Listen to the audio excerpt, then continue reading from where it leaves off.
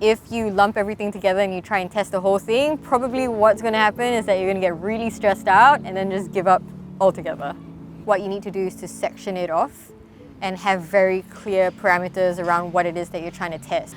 And this is so you don't get confused with feedback that goes across the entire website or goes across the entire product, and it becomes this mess of feedback that you don't know what to do with. So you're basically trying to be quite organized and quite neat about it and say, I'm just going to test this specific section and then just work off of that. Now there's only one template you need with this lesson, and it's a Google Doc. We're going to start with the site goals, tasks, and scenarios chunk.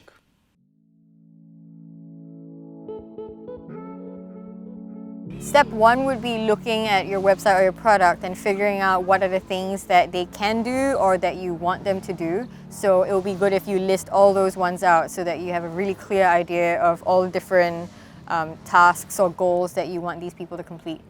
So for our example, our site goals might be around buying a product, contacting support, or signing up to a mailing list.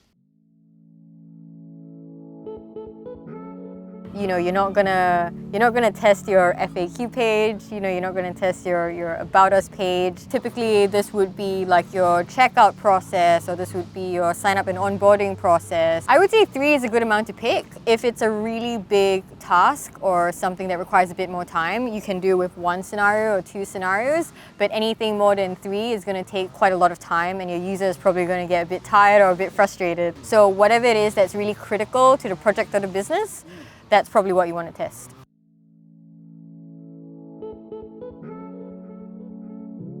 So if you have a goal that you want your users to take, now you have to flip it around, turn it into a task so that they can go onto your website or your product or your app and then attempt to get to the end goal of that. If you're an e-commerce store selling baby stuff to new moms, the goal that you eventually want to get to is for these new moms to purchase a couple of things from your website for their new baby. So what you do is to ask them, can you purchase something for your newborn baby?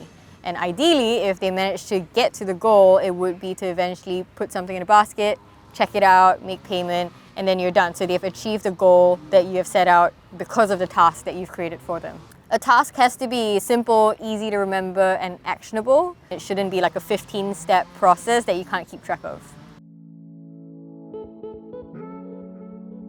So once you've figured out what your important goals are and you've turned them into tasks for your users to try and complete, what you now need to do is to put a scenario around it. And a scenario is just putting some context behind that task, so it doesn't seem like something really random or something that they don't understand. If you give them a context, then it gives them all the information that they would need to then try and complete that task. So if the task that you want your user to complete is to purchase some diapers, a scenario that you can set is to say, you are running out of diapers, you need to get some as soon as you possibly can, purchase some diapers.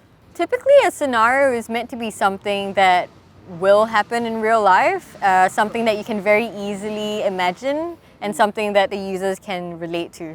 On one end of the spectrum, you could make your task too specific. So it would be, you know, buy this specific set of diapers and have it delivered to you by tomorrow.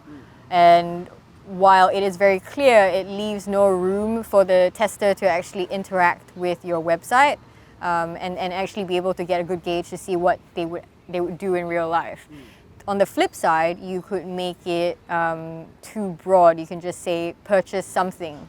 And that leaves the tester with a whole lot of questions that they might have, a lot of different scenarios that might run through their head. So you have lost them basically to wonder what it is that they really should be doing. So neither of which are good. What you kind of want is something in the middle.